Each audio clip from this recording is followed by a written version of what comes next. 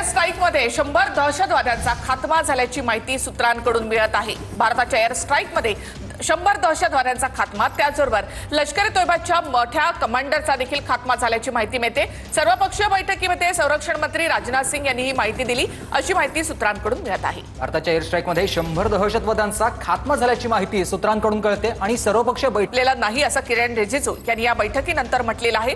मात्र त्याचबरोबर ऑपरेशन सिंदूरच्या माध्यमातून भारताच्या एअर स्ट्राईकमध्ये 100 दहशतवाद्यांचा खात्मा झाल्याची माहिती संरक्षण मंत्री राजनाथ हीच सगळी माहिती देण्यासाठी आज एक सर्वपक्षीय बैठकीचं आयोजन संसद भवनामध्ये 11 वाजता करण्यात आलेलं होतं आणि या बैठकीमध्ये सगळ्याच राज्यभरातले वेगवेगळ्या देशातले राज्यातले वेगवेगळ्या राज्यांमधले सगळे नेते उपस्थित होते आणि या बैठकीमध्ये 100 पेक्षा अधिक दहशतवाद्यांना कंठस्नान घातल्याची माहिती गृहमंत्र्यांनी सगळ्या लोकांना दिलेली, सगळ्या नेत्यांना दिलेली आहे।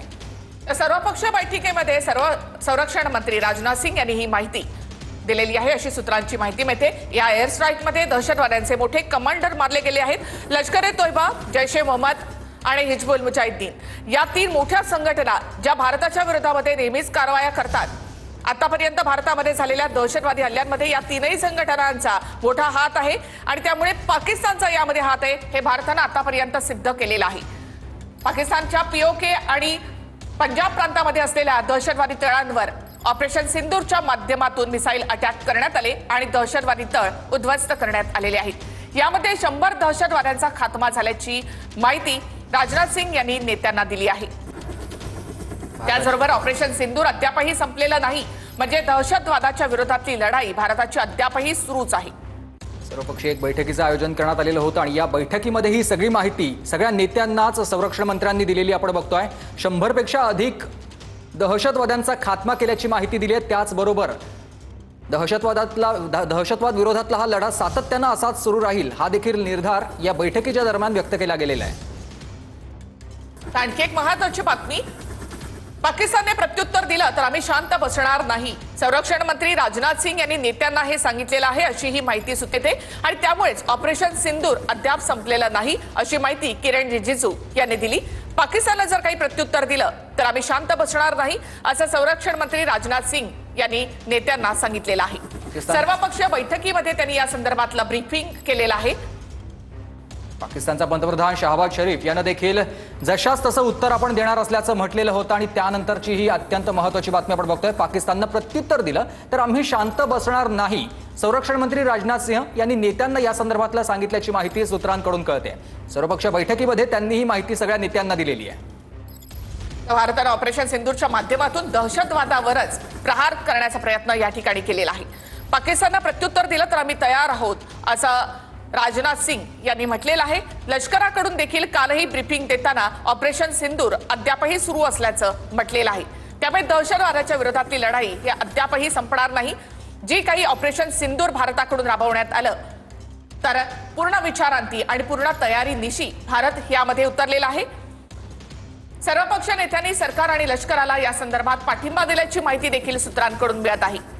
पाकिस्तानला प्रत्युत्तर दिलं तर आम्ही शांत बसणार नाही असं संरक्षण मंत्री राजनाथ सिंग यांनी नेत्यांना ब्रीफिंग करताना सांगितलंय। त्यावर सर्वपक्षीय नेत्यांनी सरकार आणि लष्कराला पाठिंबा दिलेला आहे अशी माहिती सूत्रांकडून मिळते। पाकिस्तानवर झालेला हा हल्ला, या हल्ल्यानंतर आता बिलावल भुट्टोने दिलेली प्रतिक्रिया ती देखील तितकीच महत्त्वाची होती। पाकिस्तान उत्तर देण्यासाठी सकारात्मक आहे आणि पाकिस्तान उत्तर देईल त्यानुसार आता पुन्हा एकदा या सगळ्या झालेल्या बैठकीमध्ये आता किरण रिजिजू त्याचबरोबर इतर सगळे नेते उपस्थित असताना त्यांनी दिलेली ही प्रतिक्रिया महत्त्वाची आहे। तर ऑपरेशन सिंदूर अद्यापही संपलेलं नाही असं सर्वपक्षीय बैठकीनंतर किरण रिजिजू यांनी म्हटलेलं आहे। सगळ्यात मोठं हे वक्तव्य। तर कालच्या ब्रीफिंगमध्ये सुद्धा ऑपरेशन सिंदूर अद्यापही सुरू असल्याचं म्हटलेलं आहे। अर्थात दहशतवादाच्या विरोधातली ही लढाई अद्याप संपणार नाही। सर्व पक्षांकडून सरकारला यासाठी समर्थन देण्यात आलेलं आहे। सर्वपक्षीय बैठकीमध्ये काय घडलं आपण बघतोय। बैठकीमध्ये राजनाथ सिंह यांनी ऑपरेशन सिंदूर बाबत माहिती दिली। ऑपरेशन सिंदूर अद्याप सुरू आहे असं राजनाथ सिंग यांनी म्हटलेलं आहे। राहुल गांधींसह विरोधकांचं सरकारला यामध्ये समर्थन आहे।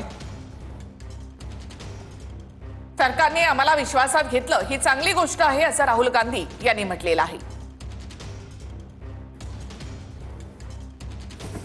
तर ऑपरेशन सिंदूर अजूनही संपलेलं नाही असं किरण रिजिजू म्हणाले। किरण रिजिजू हे सगळ्या नेत्यांसमोर बोलत असताना त्यांनी हे मोठं वक्तव्य केलेलं आहे। ऑपरेशन सिंदूर हे कायम सुरू राहील, दहशतवाद विरोधात मध्ये हे मोहीम कायम सुरू राहणार असल्याचं त्यांनी म्हटलेलं आहे. ऑपरेशन सिंदूरमध्ये 100 दहशतवाद्यांचा खात्मा झाल्याची माहिती देखील संरक्षण मंत्री राजनाथ सिंग यांनी बैठकीमध्ये दिल्याची माहिती सूत्रांकडून मिळत आहे. ऑपरेशन सिंदूर संदर्भात आज सरकारकडनं सर्वपक्षीय नेत्यांना ब्रीफिंग देण्यात आलेलं आहे. त्यानंतर ऑपरेशन सिंदूर अद्यापही सुरू असल्याचं किरण रिजिजू यांनी म्हटलंय. ऑपरेशन सिंदूर ज्या वेळेला करण्यात आलं त्यावेळेला पूर्ण तयारीनिशी भारत यामध्ये उतरलेला आहे. सर्व जगातल्या सगळ्याच देशांना यासाठी संपर्क साधण्यात आला होता, संवाद साधण्यात आला होता. भारताने नेमकी दहशतवादाच्या विरोधामध्ये काय कारवाई केली याची माहिती या देशांना देण्यात आली होती. त्यामुळे जगभरातल्या प्रमुख देशांनी देखील भारताला यासाठी पाठिंबा दिलेला आहे. ऑपरेशन सिंदूर राबवल्यानंतर पाकिस्तान या संदर्भात काहीतरी प्रत्युत्तर देईल, आगीत करेल याची कल्पना भारताला आहे आणि त्यामुळेच ऑपरेशन सिंदूर अद्यापही सुरू आहे असं भारतानं म्हटलेलं आहे. अर्थात यामध्ये कॉन्फिडन्सही आहे लष्कराचा देखील. ऑपरेशन सिंदूर हे दहशतवादाच्या विरोधामधली ही लढाई आहे. त्यामुळे दहशतवादाचं समूळ उच्चाटन होईपर्यंत भारताची ही लढाई सुरू राहणार आहे आणि त्यामुळेच किरण रिजिजू यांनी असं म्हटलंय की ऑपरेशन सिंदूर अद्यापही सुरूच आहे.